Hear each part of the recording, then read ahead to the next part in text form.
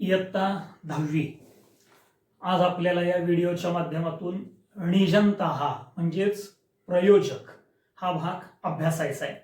आपल्या पाठ्यपुस्तकातील पान नंबर 93-94 हा भाग आज आपल्याला पाहायचा आहे। आपलं पाठ्यपुस्तक आणि लेखन साहित्य जवळ ठेवा, जो भाग महत्त्वाचा आहे तो आपल्या वहीमध्ये लिहून ठेवा। आता पान नंबर 93 वरती आपल्याला निजंतः म्हणजे प्रयोजक हा दिलेले। आता याच्यामध्ये प्रयोजकाची क्रियापद आधी कशी तयार करायची हा भाग बघूया आणि मग याच क्रियापदांचा वापर करून वाक्यरचनेमध्ये कसा प्रयोजकाचा किंवा निजंताची वाक्यरचना कशी करायची हा भाग आपण पाहूया। आता प्रयोजकाचं क्रियापद आधी कसं तयार करायचं हा भाग आधी आपण पाहूयात किंवा त्याचे काही नियम आहेत ते थोडेसे लक्षात घ्या आणि आपल्या वहीमध्ये लिहून ठेवा। आता प्रयोजकाचं म्हणजेच निजंताचं ज्यावेळेस क्रियापद तयार करायचं असतं त्यावेळेस कोणताही धातू असू द्यात, कोणत्याही गणाचा पदाचा असू द्यात, त्याला 10व्या गणासारखं अयविकरण जोडावं लागतं। जसं इथं उदाहरणार्थ दिलंय, गमगच्छ धातू आहे, गम धातू चालवायचा, मूळ धातू चालवायचा, मग याच्यामध्ये अयविकरण जोडलंय, गमयती, धावयती, वर्धयती, प्रत्येकाच्या याच्यामध्ये अयविकरण आहे। आणि जर धातू 10व्याच गणातला असेल तर त्याला पुन्हा अयविकरण वेगळं जोडायची गरज नाही। म्हणजे आता कथ धातूचं साधं रूप पण कथयतीच होणार आणि त्याचं निजंताचं क्रियापद सुद्धा कथयतीच होणार। इथं गमचं साधं रूप काय होतं? गच्छती होतं, धावती होतं, वर्धते होतं। पण इथं मात्र अयविकरण जोडून अशा पद्धतीनं गमयती, धावयती, वर्धयती अशा पद्धतीनं करावं लागतं।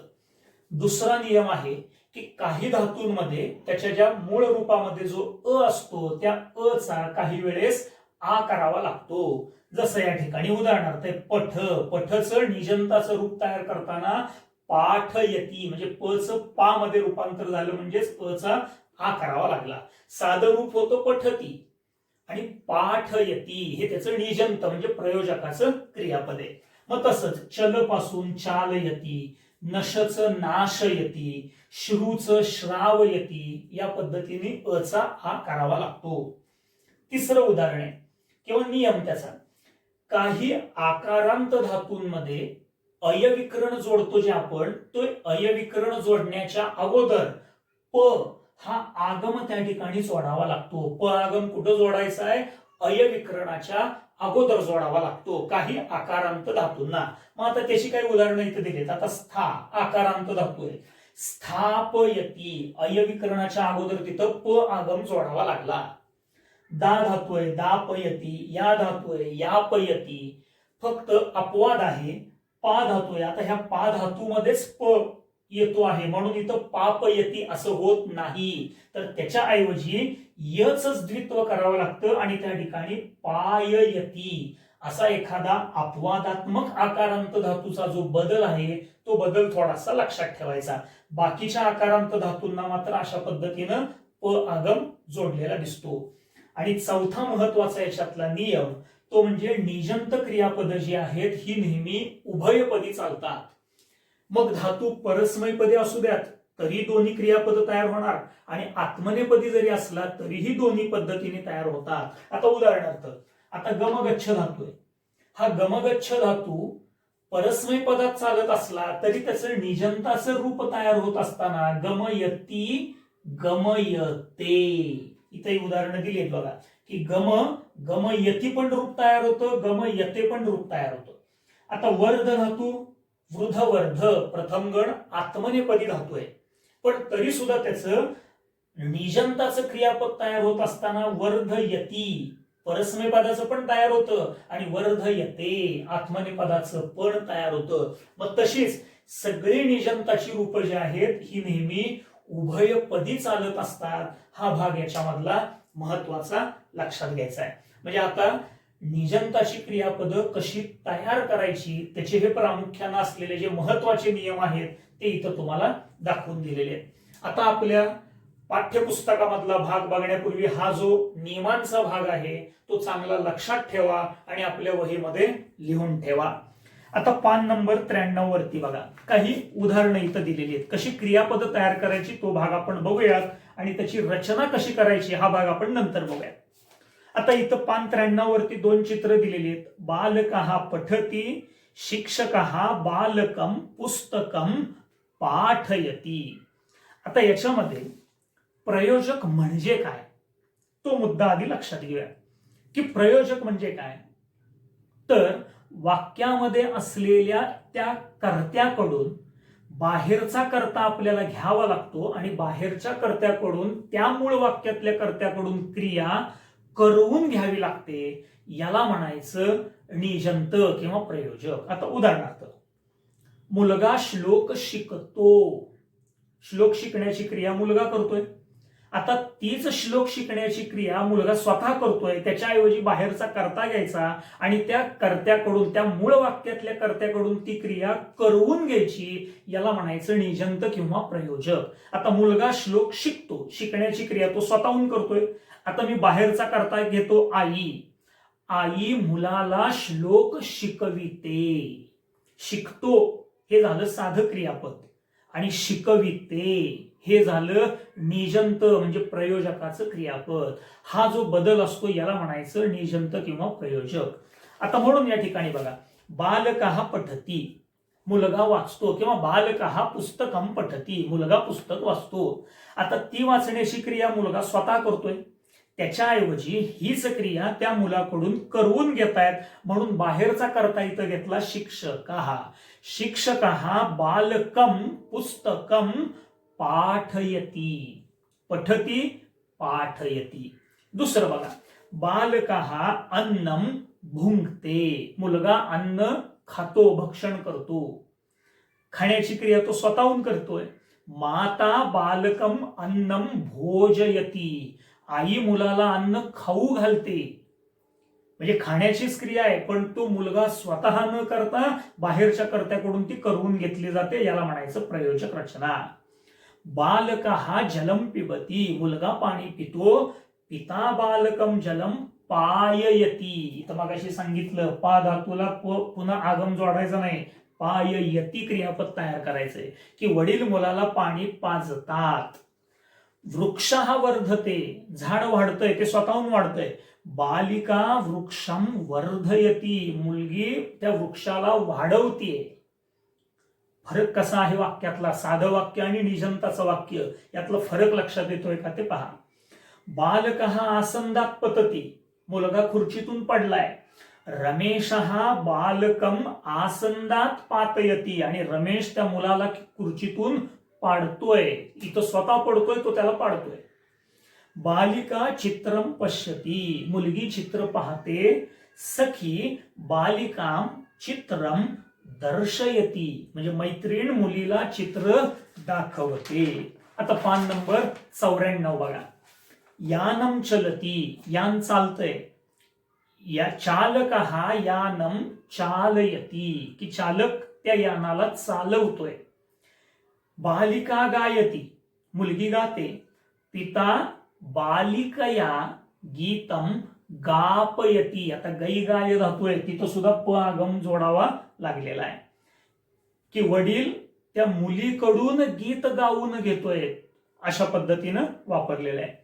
सूदः अन्नं पचती की त्या ठिकाणी जो आचार्य आहे तो अन्न शिजवतोय.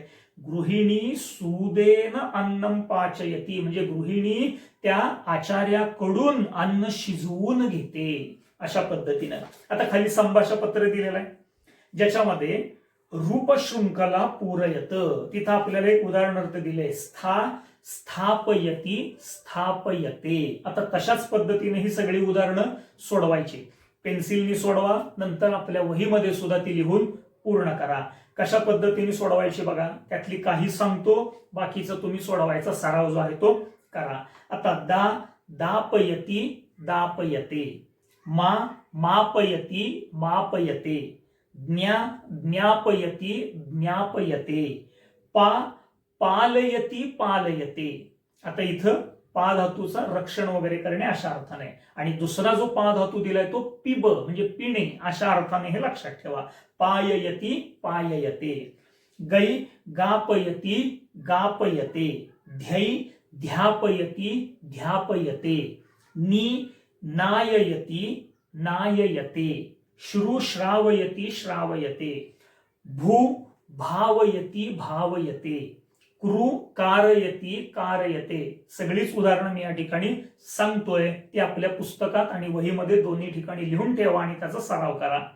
मृ मारयति मारयते, वृ वारयति वारयते, तृ तारयति तारयते, स्मृ स्मारयति स्मारयते, ध्रु धारयति धारयते, गम गमयति गमयते, खाद खादयति खादयते, भक्ष भक्षयति भक्षयते, वच वाचयति वाचयते, पठ पाठयति पाठयते, वद वादयति वादयते, हस हासयति हासयते, मन मानयति मानयते, लिख लेखयति लेखयते, प्र अधिक विष प्रवेश प्रवेशयति प्रवेशयते, सिच सेचयति सेचयते, विद वेदयति वेदयते, धाव धावयति धावयते, नम नमयति नमयते, मुच मोचयति मोचयते, कुप कोपयति कोपयते, बुध बोधयति बोधयते, भुज भोजयति भोजयते, रुद रोदयति रोदयते, वृध वर्धयति वर्धयते, सृज सर्जयति सर्जयते आणि नृत नर्तयति नर्तयते. म्हणजे कशा पद्धतीनं अशा नियमांचा वापर करून क्रियापद कशी तयार करायची हा भाग या ठिकाणी लक्षात येतो का ते पहा. आता याच्यामध्ये आपण निजंताची क्रियापद कशी तयार करायची हा भाग आपण आता या ठिकाणी पाहिला. आता याच्या पुढचा जो भाग आहे तो म्हणजे आपल्याला निजंताची वाक्यरचना कशी तयार करायची हा भाग आपल्याला आता या ठिकाणी अभ्यासायचा आहे. आता याच्यासाठी पान नंबर 95 आणि 95 पान नंबर जो आहे तो आपल्याला या ठिकाणी बघायचा आहे.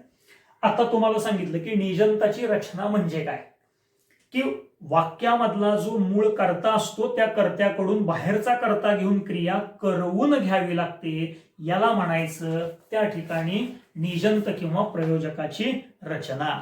आता या ठिकाणी बघा, रामः वनं गच्छति, राम वनात जातोय. आता याच्यामध्ये कर्ता कर्म क्रियापद आहे. तर इथं कैकेयी रामम वनम गमयती, कैकेयी रामाला वनात पाठवते. आता कैकेयी हा बाहेरनं घेतलेला कर्ता आहे त्याला म्हणायचं प्रयोजक कर्ता.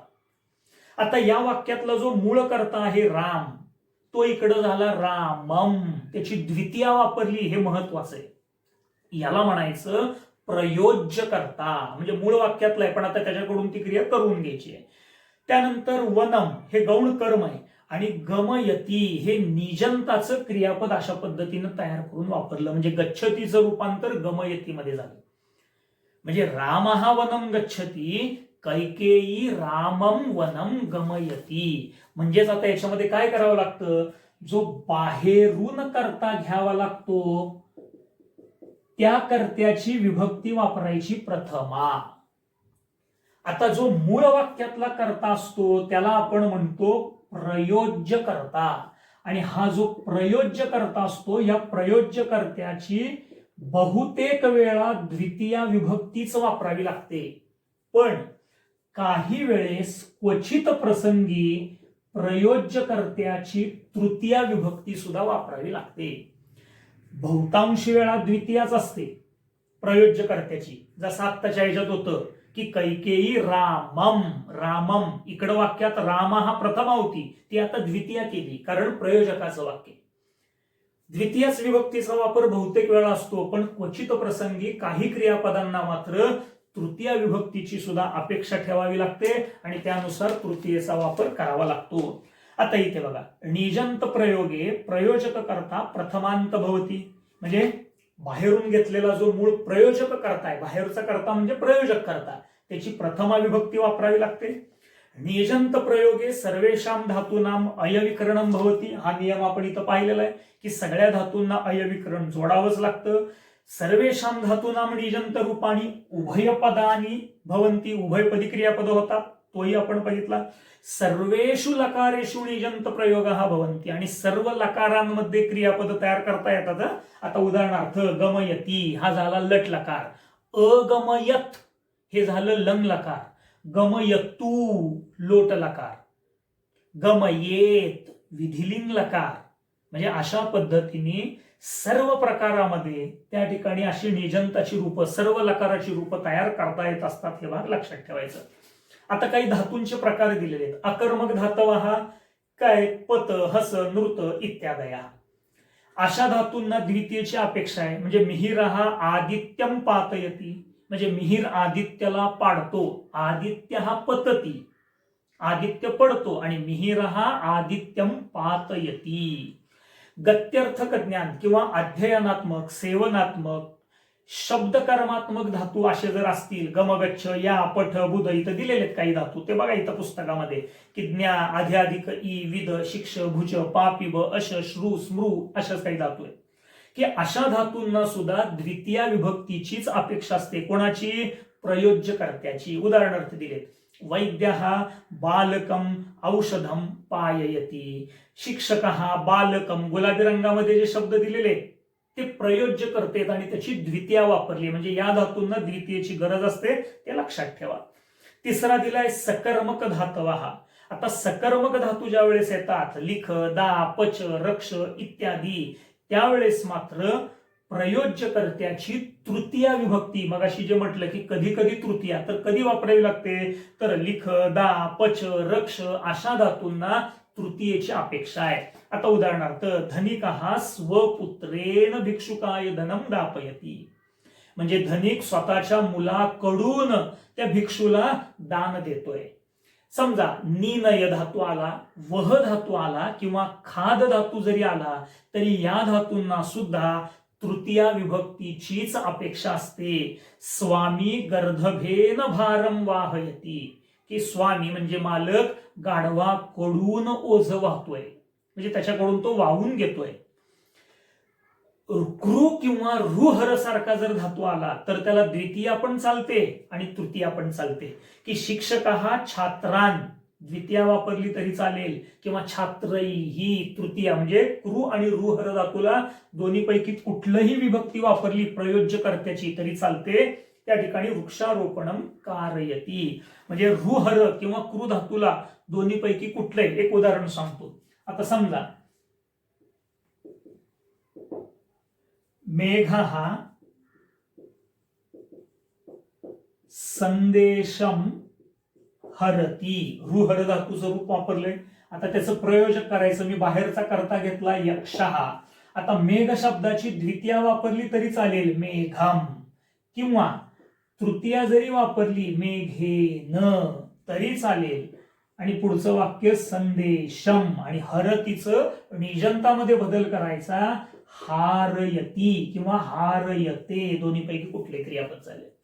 म्हणजे मेघ संदेश नेतोय, स्वतःहून नेतोय, यक्ष मेघाकडून संदेश वाहून नेतोय. म्हणजे अशा पद्धतीनं कृ किंवा रुहर धातूला द्वितीय किंवा तृतीयची अपेक्षा आहे. आणि दृश्य धातूला मात्र कधी कधी प्रयोज्यकर्त्याची द्वितीय किंवा चतुर्थी, फक्त दृश्य धातूलाच चतुर्थी येते, बाकी ठिकाणी कुठे येत नाही. म्हणून कौसल्या रामम किंवा रामाय चंद्रम दर्शयती, कारण द्वितीय आणि चतुर्थीचे अर्थ सारखे आहेत ना. रामाला चंद्र दाखवते, म्हणून तिथं द्वितीय किंवा क्वचित प्रसंगी चतुर्थी. पण द्वितीयचा वापर हा बऱ्याच ठिकाणी असतो. जास्तीत जास्त उदाहरणामध्ये द्वितीयचाच वापर आहे. तर सकर्मक धातू लिख, दा, पच, रक्ष, नी, नय, वह, खाद, कृ किंवा रुला दोन्हीपणे, आणि दृश्यला द्वितीय किंवा चतुर्थी, हा भाग याच्यातला लक्षात घ्यायचा आहे. आता याच्यामध्ये खाली जिज्ञासा पत्र दिलेलं आहे, कशा प्रकारे सोडवता येते का बघा. आता वृक्ष पतती, झाड पडतंय. प्रभंजन बाहेरचा करताय, प्रभंजन म्हणजे वादळ. प्रभंजन मग वृक्षाची द्वितीय करायची वृक्षम, आणि पत धातूचं पातयती, कशा पद्धतीने रूप केलं, लक्षात आलं का बघा. म्हणजे वाक्य कसं केलं की प्रभंजनः वृक्षम पातयति. दुसरं उदाहरण बघा, अंधकारः नश्यति. सूर्य हा बाहेरचा करता घ्यायचा, सूर्य हा अंधकारम नाशयति, या पद्धतीने क्रियापद वापरायचं. छात्रः प्रविशति, म्हणजे कशा पद्धतीने करायचं लक्षात येतं का बघा. रक्षकः, छात्रची द्वितीया करायची, छात्रम प्रवेशयति किंवा प्रवेशयते, उभय पद असल्यामुळे कुठलंही वापरलं तरी चालेल. चौथं, कृष्णः नवनीतम भुंक्ते. यशोदा कृष्णम नवनीतम, नवनीत म्हणजे लोणी, भोजयति. म्हणजे कशा पद्धतीने वाक्य तयार करायची लक्षात येत आहे का बघा. अर्जुनः शस्त्रविद्याम अधीते. द्रोणाचार्यः अर्जुनम शस्त्रविद्याम अध्यापयति. रसिकः काव्यम शृणोति. कविः रसिकम काव्यम श्रावयति. कशी वाक्य करायची हे समजून घ्या आणि सोडवायचा प्रयत्न करा. यक्षः संदेशम नयति. मेघः, आता नयति म्हणजे निनय, निनयला तृतीयची अपेक्षा आहे म्हणून त्या ठिकाणी मेघः यक्षेण संदेशम नय म्हणजे निनयचं नाययति, अशा पद्धतीनं त्या ठिकाणी करावं लागेल. पुढं बघा, पुत्रः पत्रम लिखति. आता लिख धातूला सुद्धा तृतीयचीच गरज आहे म्हणून पिता पुत्रेण पत्रम लेखयति, अशा पद्धतीनं वाक्य तयार करावं लागेल. आता असाही प्रश्न येतो, निजंतम कुरुत म्हणजे निजंत करा, प्रयोजक करा, असा जसं वाक्य येतं तसंच निजंतम निष्कासयत, निजंत काढून टाका, असाही आपल्याला म्हणजे परीक्षेमध्ये प्रश्न येऊ शकतो. ह्याच्या उलट क्रिया करायची. बालकः शुकम फलम खादयति. बालकः हा बाहेरचा करताय, तो काढून टाकायचा. आता राहिला शुकम, मग हा मूळ करता घ्यायचा, त्याची प्रथमा वापरायची म्हणून शुकमचं करायचं शुकाहा. म्हणजे या वाक्यामधला बालकः शब्द काढूनच टाकायचा, शुकमचं करायचं शुकाहा. त्यानंतर पुढे आहे फलमला फलम तसंच, आणि खादयति हे जे निजंत प्रयोजक आहे त्याच्याऐवजी साध क्रियापद करायचं खादती. म्हणजे अशा पद्धतीने निजंत निष्कासयत प्रयोजक काढून टाकायचं. व्यासः गणेशेन महाभारतम लेखयति. व्यासः काढून टाकायचं, गणेशेनची तृतीय आहे ती प्रथमा करायची, गणेशः महाभारतम लिखति. आरक्षकः काढून टाका, चालकमची प्रथमा करा, चालकः नियमम ज्ञायते. आता ज्ञापयते तिथं जानाति केलं तरी चालेल, म्हणजे चालकः नियमम जानाति, कारण ज्ञा धातू आहे तिथं. आणि चौथं, शृगालः काढून टाकायचं कारण निजंत काढायचं आपल्याला, मृगमची प्रथमा करायची, मृगाः क्षेत्रम पश्यति. कशा पद्धतीनं निजंत काढा म्हणजे निजंत करा आणि निजंत काढा, अशा दोनही पद्धतीने आपल्याला वाक्य परीक्षेमध्ये येऊ शकतात. कशा पद्धतीने हा भाग सोडवायचा लक्षात येतो का ते पहा.